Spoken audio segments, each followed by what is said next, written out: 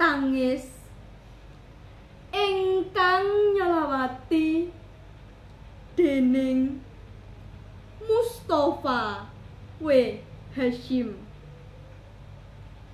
Wekdal dalu sepen nglangut adem jekut daleme simbah. Kula kijenan eyang kakung putri jagung sawetawis wekdal kunduripun. Swanten tangis lirih kados larih alit luwe jedul malih tangis sore kados tiang nelongso.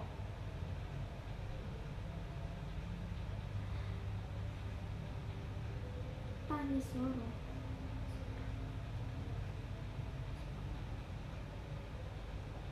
tangis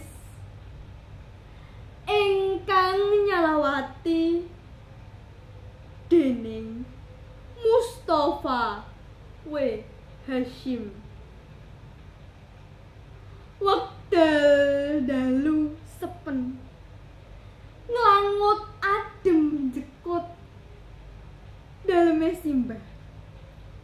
Kula kijenan eyang kakung putri jagung sawetawis wekdal kunduripun. Swanten tangis lirih kados lare alit luwe jedul malih tangis soro kados tiang longso. Lajeng wonten tangis sesarengan ngendriki resi.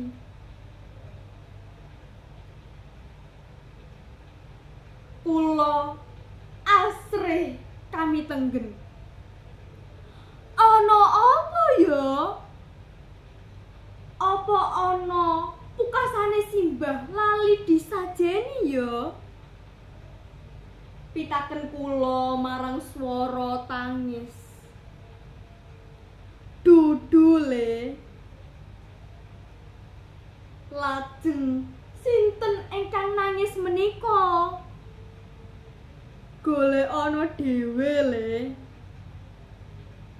Waduh, demite malah ngajak kekujengan. Dadosana kula wantun. Grayah-grayah ing sentok tengah kepanggih deluwang kina. Wonten seratanipun muruk kados senter. Lah, sampeyan di ingkang muwuh mau? Hooh le. Sampeyan sinten? Aku huruf H. Aku no. Aku co. Aku ro. Aku ko. Lah nek aku do. Aku to. Aku so. Aku wo.